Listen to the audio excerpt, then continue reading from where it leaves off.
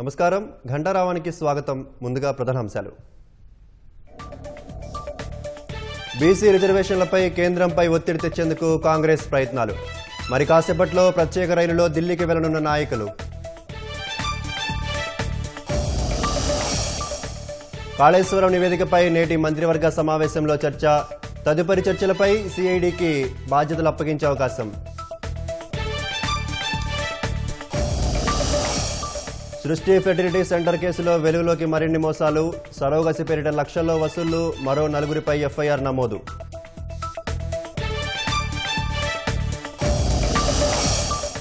Russia నుంచి చమురు దిగుమతులపై America సుంకాల ప్రభావం. భారత్పై ఏటా 96,000 కోట్ల భారం పడుతుందని నిపుణుల అంచనా.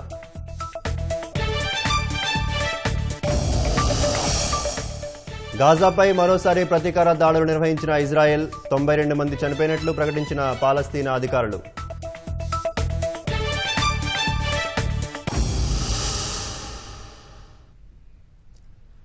బీసీ రిజర్వేషన్ల బిల్లు సాధన కోసం కాంగ్రెస్ నాయకులు ఢిల్లీకి వెళ్తున్నారు. చర్లపల్లి నుంచి ప్రత్యేక రైలులో బయలుదేరనున్నారు. తాజా వివరాలు మా ప్రతినిధి తిరుపాల్ ప్రత్యక్ష ప్రసారం ద్వారా అందిస్తారు.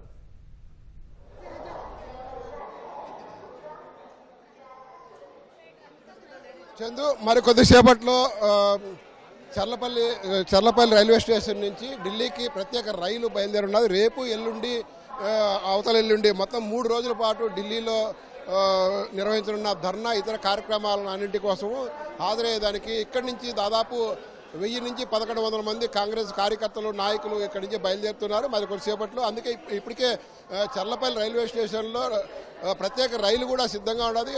ఆ రైల్లో ఎక్కేదానికి కార్యకర్తలంతా కూడా పెద్ద ఎత్తున తరలివచ్చారు. 3 రోజుల పాటు ఢిల్లీలో ఆందోళన నిర్వహించి బీసీ రిజర్వేషన్ సంబంధించి కేంద్రంపై ఒత్తిడి పెంచేదానికి ఈ కార్యక్రమం చేపట్టారు. దీనికి సంబంధించి మనతో మాట్లాడేందుకు ఫిషరీస్ వెల్ఫేర్ కార్పొరేషన్ చైర్మన్ బెట్టు సాయి, అదేవిధంగా మహిళా కాంగ్రెస్ అధ్యక్షురాలు సునీతారావు గారు ఉన్నారు. మేడం చెప్పండి, మీరు ఎంతమంది పోతున్నారు, ఏంటి అసలు ఢిల్లీకి ఎందుకు పోతున్నారు? మేము 200 మెంబర్స్ పోతున్నామండి. బీసీలు కేవలం మీరంతా కూడా బీసీలు జిల్లాల నుంచి వాళ్ళు రేవంత్ అన్న ఇచ్చిన పిలుపు మేరకి జంతర్ మంతర్ దగ్గర భారీ ఎత్తున ధర్నా చేస్తాం. బీజేపీ కుట్రపూరిత రాజకీయాలు ఏదైతే చేస్తుందో దానికి చెక్కు పెడతాం. ఖచ్చితంగా బీజేపీ వాళ్ళ మెడలు ఉంచుతాం. మా రిజర్వేషన్ మేము సాధించుకుంటాం. ఇక్కడ ఆపినంత మాత్రాన ఒరిగేదేం లేదు. రేపు బీసీలు ఎవరు కూడా బీజేపీకి ఓటు వేయరని చెప్పి మళ్ళొకసారి తెలియజేస్తున్నా. అందరూ బీసీలు ఈరోజు ఒక్క పిలుపు మేరకి జంతర్ మంతర్ దగ్గర భారీ ఎత్తున మేము 1000 మందికి పైగా రావాలని కోరుకున్నాం. ఇక్కడ మాత్రం ప్రెజెంట్గా 300 నుంచి 400 ఈ బోగిలో ఉన్నారు. స్పెషల్ బోగిలు కూడా 2 అటాచ్ చేస్తున్నారు మహిళల కోసం. రేవంత్ అన్న నాయకత్వంలో 100% ఇది సాధించుకునే వస్తాం. జంతర్ మంతర్ దగ్గర బీజేపీ మెడల్ ఉంచడానికి తెలంగాణ నుంచి బయలుదేరుతుంది మహిళా కాంగ్రెస్. మెట్సాయి గారు చెప్పండి, ఢిల్లీకి వెళ్తున్నారు. ఢిల్లీలో ఏమే కార్యక్రమాలు ఉంటాయి, ఏంటి అసలు? కాంగ్రెస్ పార్టీ ముఖ్యమంత్రి రేవంత్ రెడ్డి గారు బీసీల యజ్ఞాన్ని ప్రారంభించారు. ఆ యజ్ఞ ప్రకారంగా ముఖ్యంగా తెలంగాణ రాష్ట్రంలో తెలంగాణ వ్యవస్థను కాపాడాలి, బీసీల నాయకత్వాన్ని పెంపొందించే ఉద్దేశంతో రేవంత్ రెడ్డి గారి నాయకత్వంలో, మహేష్ కుమార్ గారి నాయకత్వంలో 42% బీసీ రిజర్వేషన్ చేసుకున్నాం. ఎన్ని అడ్డంకులు వచ్చినా, ఎన్ని ఇబ్బందులు వచ్చినా, ఎవరు కాలు వేసినా, ఎవరు ఏలు పెట్టినా బీజేపీ నాయకులని తెలంగాణ రాష్ట్రంలో ఏ గ్రామంలో ఉండనీయకుండా మేము నిర్వహిస్తాం.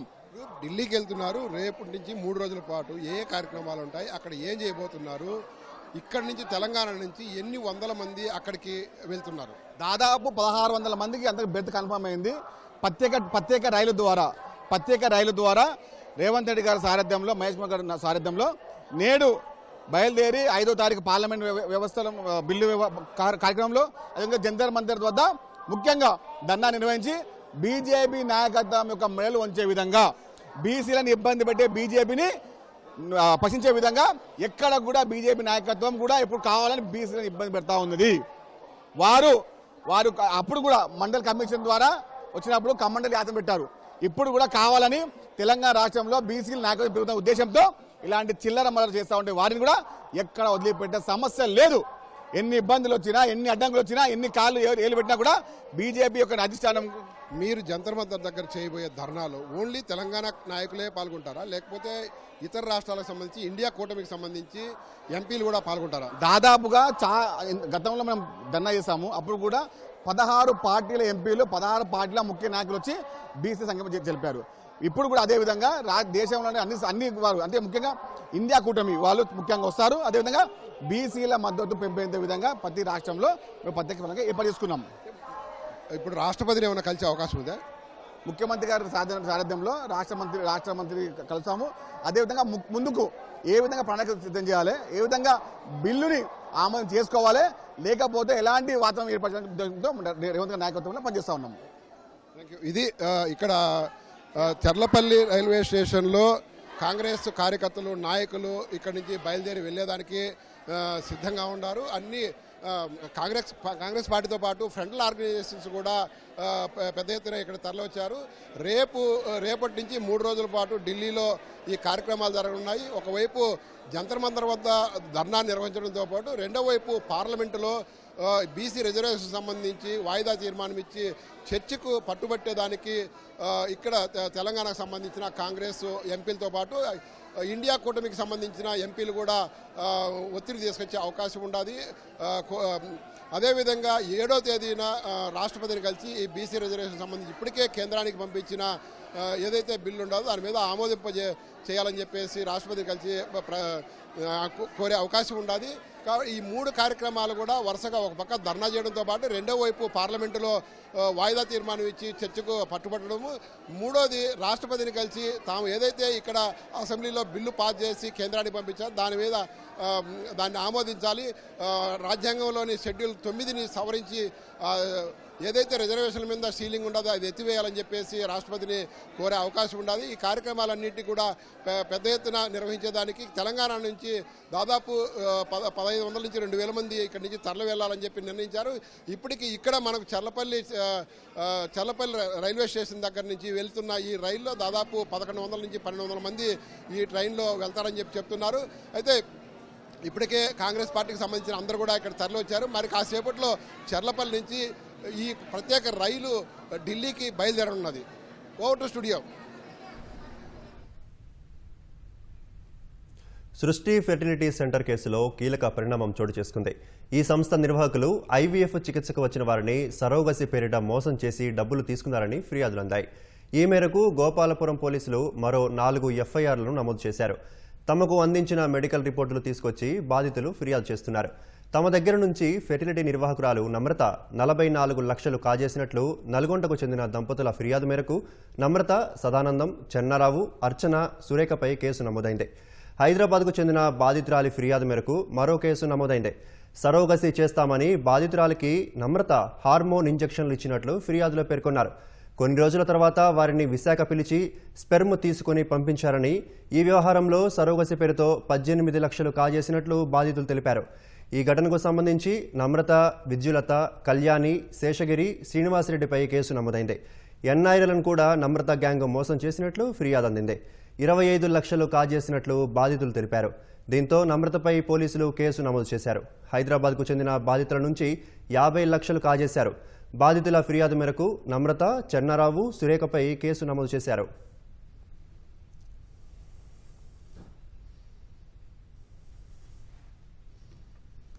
కాళేశ్వరం ఆనకట్టలకు సంబంధించి జస్టిస్ పీసీ ఘోష్ కమిషన్ ఇచ్చిన నివేదికపై ఇవాళ రాష్ట్ర మంత్రివర్గం చర్చించనుంది.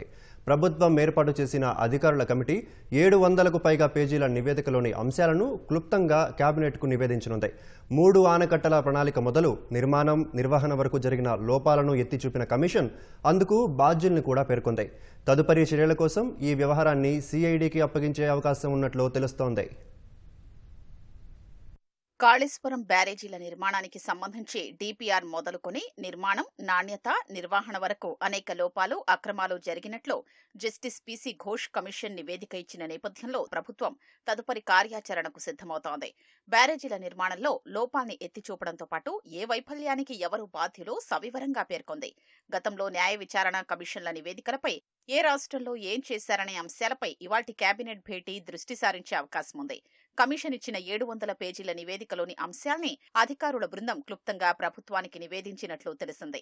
వ్యక్తిగత నిర్ణయాలు, రాజకీయ నాయకత్వ ప్రభావంతో పరిపాలన, ప్రణాళికాపరమైన లోపాలతో పాటు సాంకేతిక అంశాల్ని విస్మరించారని కమిషన్ పేర్కొన్నట్లు అధికారుల కమిటీ అభిప్రాయపడినట్లు తెలిసింది. నీటిపారుదల శాఖ మంత్రి ఉత్తమ్ కుమార్ రెడ్డి ఆదివారం అధికారుల కమిటీ సభ్యులతో సమావేశమై నివేదికలోని అంశాలపై చర్చించినట్లు తెలిసింది.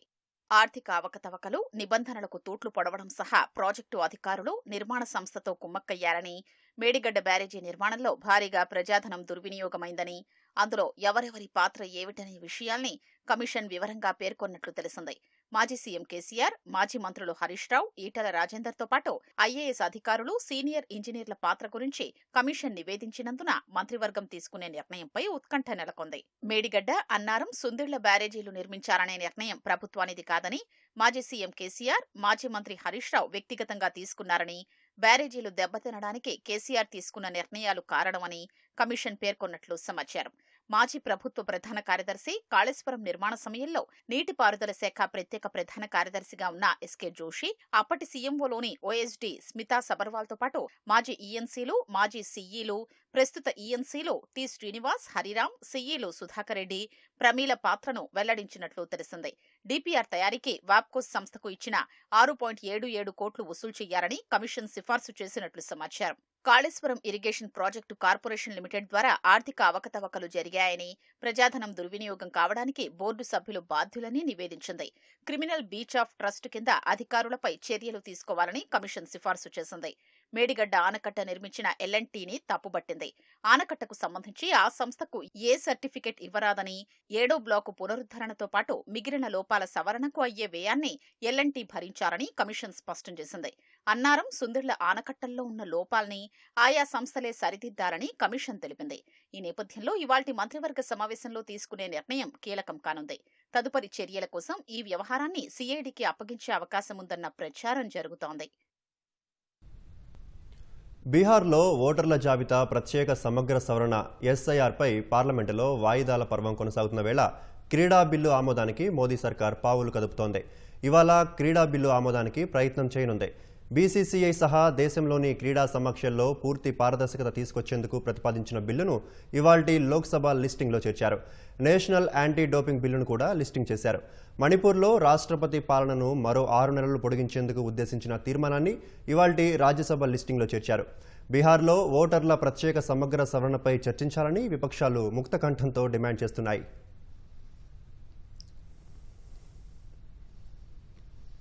బీహార్లో ఆర్జేడీ నేత తేజస్వి యాదవ్ తన ఓటర్ కార్డును అనధికార మార్గాల్లో పొందారా అని ఎన్నికల సంఘం విచారణ జరుపుతోంది. ఓటరు జాబితాలో తన పేరు లేదని ఆయన పత్రికా సమావేశంలో చెప్పిన ఐడి వివరాలు అందించాలని ఈసీ తేజస్వికి నోటీసులు జారీ చేసింది. రెండో ఓటర్ కార్డు ఉండటం అనుమానాలకు తావిస్తోందని, దాని ప్రామాణికతను పరిశీలించాలని ఈసీ తెలిపింది. బీహార్లో ఎస్ఐఆర్ వల్ల విడుదల చేసిన ఓటర్ లిస్టు డ్రాఫ్ట్లో తన ఓటు గల్లంతైందని తేజస్వి యాదవ్ ఆరోపించారు. తన ఈపీఐసీ నెంబరు వెబ్సైట్లో కనిపించడం లేదని నిరూపించేందుకు యత్నించారు. అయితే ఆయన చూపిన ఈపీఐసీ నెంబర్ 10 ఏళ్లుగా అసలు రికార్డుల్లో లేదని ఈసీ చెబుతోంది. RAB 04556228 ఎపిక్ నెంబర్ గల కార్డును 2015 నుంచి తేజస్వి వినియోగిస్తున్నారని, 2020లో ఎన్నికల అఫిడవిట్లో ఆ ఎపిక్ నెంబర్నే తేజస్వి ఉపయోగించినట్లు పేర్కొంది. ప్రస్తుతం ఆయన దగ్గర ఉన్నది నకిలీ ఓటర్ కార్డు అయితే అది ఆయనకు ఎలా వచ్చిందన్న కోణంలో ఈసీ దర్యాప్తు చేస్తోంది.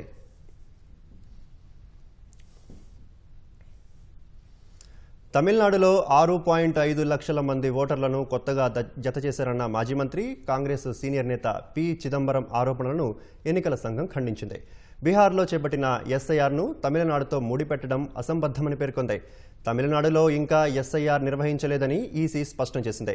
ఎస్ఐఆర్ ప్రక్రియ మరింత ఆసక్తికరంగా మారుతోందని, బీహార్లో 65 లక్షల మంది ఓటర్లు ఓటు హక్కు కోల్పోతుండగా తమిళనాడులో మరో 6.5 లక్షల మంది ఓటర్లు పెరిగారంటూ చిదంబరం ఎక్స్లో ఓ పోస్టు పెట్టారు. బీహార్లో లక్షల మంది ఓటర్లు శాశ్వతంగా వలస వెళ్లారని ఈసీ ఏ విధంగా నిర్ధారణకు వచ్చిందని ఆయన ప్రశ్నించారు. ఈసీ అధికార దుర్వినియోగానికి పాల్పడుతోందని చిదంబరం ఆరోపించారు. ఆయన ఆరోపణలు నిరాధారమని, తప్పుదోవ పట్టించేలా ఉన్నాయని ఈసీ పేర్కొంది. ఎస్ఐఆర్ను అడ్డుకునేందుకు కొందరు ఉద్దేశపూర్వకంగా ఇలాంటి తప్పుడు సమాచారం వ్యాప్తి చేస్తున్నారని ఈసీ పేర్కొంది.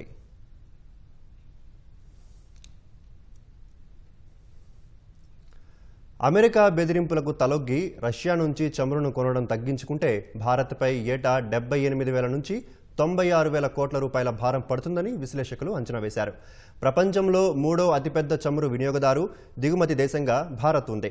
2022లో రష్యా ఉక్రెయిన్ యుద్ధం ప్రారంభమైన తర్వాత రష్యా చమురుపై పశ్చిమ దేశాలు ఆంక్షలు విధించాయి. అప్పుడు రాయితీ ధరలకు రష్యా నుంచి కొని భారత్ గణనీయంగా లబ్ధి పొందింది. యుద్ధానికి ముందు భారత దిగుమతుల్లో రష్యా చమురు వాటా 0.2% కంటే తక్కువగా ఉంది. ప్రస్తుతం 35 నుంచి 40% చేరింది. ఫలితంగా భారత దిగుమతి భారం తగ్గి రిటైల్ ఇంధన ధరలు, ద్రవ్యోల్బణం అదుపులో ఉన్నాయి. రష్యా చమురు నుంచి ఉత్పత్తి చేసే ఉత్పత్తుల దిగుమతులను వచ్చే జనవరి నుంచి ఐరోపా సమక్ష నిషేధం విధించడంతో భారత సంస్థల ఇబ్బందులు రెట్టింపయ్యే అవకాశాలున్నాయి.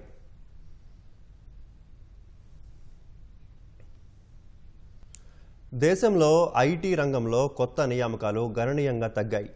ఏఐ సాంకేతికత పెరగడంతో టెక్నాలజీకి పెద్దపీట వేస్తున్న సంస్థలు శ్రామిక శక్తిని పక్కన పెడుతున్నాయి. దీంతో నియామకాలు తగ్గి ఉద్యోగుల సంఖ్య పడిపోతుంది. గత 2 ఏళ్లుగా ఐటీ రంగంలో ఉద్యోగ నియామకాలు దాదాపు శూన్యమని క్వెస్ సంస్థ వెల్లడించింది. భవిష్యత్తులో కూడా నియామకాలు ఆశాజనకంగా కనిపించడం లేదని పేర్కొంది. అటు లే ఆఫ్లు కూడా భారీగా ఉండటంతో ఐటీ ఉద్యోగులంతా అభద్రతా భావంతో పనిచేస్తున్నారు. దేశంలో ఐటీ రంగంలో ఉద్యోగ నియామక మాంద్యం కొనసాగుతోంది. దాదాపు గత 2 ఏళ్లలో టెక్ రంగంలో నియామకాలు స్తబ్దుగా ఉన్నాయి. ఈ మేరకు క్వెస్ కార్ప్ సంస్థ వెల్లడించింది. గత 6-7 త్రైమాసికాల నుంచి ఐటీ రంగంలో ఉద్యోగ నియామకాలు దాదాపు శూన్యమని క్వెస్ సీఈఓ గురుప్రసాద్ శ్రీనివాసన్ తెలిపారు. వచ్చే క్వార్టర్లో కూడా డిమాండ్ పెరిగేలా కనిపించడం లేదని పేర్కొన్నారు. ఐటీ నియామకాల్లో మందగమనం ఉన్నప్పటికీ AI, cloud computing, cyber security విభాగాల్లో డిమాండ్ బలంగా ఉందన్నారు. Global capacity centre GCC, non IT సంస్థల నుంచి డిమాండ్ ఎక్కువగా వస్తోందన్నారు. క్వెస్కు 73% సిబ్బంది డిమాండ్ ఈ రంగాల నుంచే వస్తోందని శ్రీనివాసన్ చెప్పారు. ఈ త్రైమాసికంలో ఎక్కువ నియామకాలు తయారీ రంగం నుంచి వచ్చాయన్నారు. తర్వాత బ్యాంకింగ్, ఫైనాన్షియల్ రంగంలో ఉన్నాయన్నారు. రిటైల్, టెలికాం రంగాల్లో స్వల్పంగా తగ్గాయని శ్రీనివాసన్ అన్నారు. Banking, finance services, insurance, BFSI రంగం వృద్ధిని కొనసాగిస్తున్నట్లు వెల్లడించారు. టెలికాం, ఉత్పత్తి, టెక్ రంగాల్లో కూడా వృద్ధి కొనసాగుతోందన్నారు. అదే సమయంలో సుంకాల సంబంధిత ప్రతికూలతల కారణంగా ఫార్మా, రిటైల్, ఆటో, తయారీ రంగాలు తీవ్ర ఒత్తిడి ఎదుర్కొంటున్నట్లు శ్రీనివాసన్ వివరించారు. అటు అమెరికాలోనూ భారీగా ఉద్యోగాల కోతలు కొనసాగుతున్నాయి. ఏఐ కారణంగా ఒక్క జులై నెలలోనే దాదాపు 10,000 మంది ఉద్యోగాలు కోల్పోయినట్లు ఛాలెంజర్, గ్రే అండ్ క్రిస్మస్ సంస్థ నివేదించింది. ఏఐ సంబంధిత పునర్నిర్మాణంలో భాగంగా అమెరికాలోని ప్రైవేట్ సంస్థలు జులైలో 10,000 కంటే ఎక్కువ ఉద్యోగాలను తొలగించినట్లు నివేదిక పేర్కొంది. యుఎస్లో ఈ ఏడాది జులై వరకు దాదాపు 8 లక్షల కంటే ఎక్కువ ప్రైవేట్ రంగంలో ఉద్యోగాలకు కోతలు విధించినట్లు వెల్లడించింది. ఇందులో సాంకేతిక రంగంలో ఎక్కువగా 89,000 కంటే ఎక్కువ మంది తమ ఉద్యోగాలు కోల్పోయినట్లు వివరించింది. టారిఫ్లు, ఏఐ అభివృద్ధి కారణంగా లేఆఫ్లు జరుగుతున్నట్లు పేర్కొంది. డొనాల్డ్ ట్రంప్ రెండోసారి అధ్యక్షుడిగా బాధ్యతలు చేపట్టిన తర్వాత ప్రభుత్వ రంగంలోనూ భారీగా కోతలు జరిగాయి. ఈ ఏడాది ఇప్పటి వరకు 2,92,000 మంది ఫెడరల్ ఉద్యోగులను ట్రంప్ సర్కార్ ఇంటికి సాగనంపింది. ప్రధాని నరేంద్ర మోదీ, కేంద్ర హోంమంత్రి అమిత్ షాలు వేర్వేరుగా రాష్ట్రపతి ద్రౌపది ముర్మును రాష్ట్రపతి భవన్లో కలిశారు. ఈ భేటీల వెనుక కారణాలు ఇంకా తెలియరాలేదు. ప్రధాని కార్యాలయం నుంచి కూడా ఎలాంటి ప్రకటన రాలేదు. రాష్ట్రపతిని ప్రధాని మోదీ కలిసిన కొంతసేపటికే కేంద్ర హోంమంత్రి వెళ్లి భేటీ అవ్వడం ప్రాధాన్యం సంతరించుకుంది. ఈ మేరకు రాష్ట్రపతి భవన్ ఎక్స్లో ప్రకటన విడుదల చేసింది. బీహార్ ఎన్నికల ముందు జరిపిన ఎస్ఐఆర్పై ప్రతిపక్షాలు చర్చకు డిమాండ్ చేయడంతో పార్లమెంటులో గందరగోళం నెలకొంది. ఆపరేషన్ సింధూర్పై చర్చ తప్ప జూలై 21 నుంచి పార్లమెంటు సమావేశాలు స్తంభించాయి. రష్యా నుంచి ఆయుధాలు, చమురు కొనుగోళ్లపై అమెరికా అధ్యక్షుడు ట్రంప్ భారత్పై 25% సుంకాలు విధిస్తామని ప్రకటించిన కొన్ని రోజుల తర్వాత ఈ భేటీలు జరిగాయి. గాజాలో మారణ హోమం కొనసాగుతోంది. గడిచిన 24 గంటల్లో ఇజ్రాయెల్ జరిపిన దాడుల్లో 92 మంది పాలస్తీనా పౌరులు దుర్మరణం చెందారు. వారిలో 56 మంది ఆహారం కోసం వితరణ కేంద్రాల వద్ద గుమిగూడిన వారు ఉన్నారు. ఇప్పటి వరకు ఆహార కేంద్రాల వద్ద మరణించిన వారి సంఖ్య 900 దాటింది. గాజాలో ఆకలి చావులు పెరిగిపోయాయి. తినటానికి తిండి లేక బక్కచిక్కిపోయి మరో 6 బలయ్యారు. ఆకలి చావుల సంఖ్య 175కు చేరింది. వారిలో 92 మంది చిన్నారులు, శిశువులు ఉన్నారు. అన్నార్తులపై ఇజ్రాయెల్ సేనలు దాడులు చేయటాన్ని ఇండోనేషియా, బొలీవియా, కొలంబియా తదితర దేశాలు ఖండించాయి. మరోవైపు ఇజ్రాయెల్ మంత్రి ఇటామర్ బెన్ గ్విర్ యూదులు ముస్లింలకు అత్యంత పవిత్రమైన టెంపుల్ మౌంట్ను సందర్శించడాన్ని పాలస్తీనా, జోర్డాన్, సౌదీ అరేబియాలు ఖండించాయి.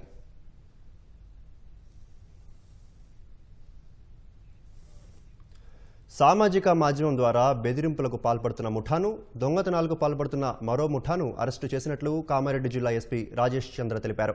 పట్టణానికి చెందిన పలువురు ఇచ్చిన ఫిర్యాదు మేరకు దర్యాప్తు చేపట్టి నిందితులను అరెస్టు చేసినట్లు ఎస్పీ తెలిపారు. కామారెడ్డి ప్రాంతానికి చెందిన కొందరు ముఠాగా ఏర్పడి అమాయకులను బెదిరించి వసూళ్లకు పాల్పడుతున్నట్లు ఎస్పీ తెలిపారు. నిందితుల నుంచి 96,350 రూపాయలు, 6 మొబైల్ ఫోన్లు స్వాధీనం చేసుకున్నట్లు తెలిపారు. ఉత్తరప్రదేశ్కు చెందిన మరో ముఠా బిక్కనూరు పోలీస్ స్టేషన్ పరిధిలో పలు దొంగతనాలకు పాల్పడినట్లు వెల్లడించారు. నిందితుల నుంచి ఒక టాటా ఎస్ వాహనం, ఒక ద్విచక్ర వాహనం, 6 మొబైల్ ఫోన్లు స్వాధీనం చేసుకున్నట్లు ఎస్పీ తెలిపారు.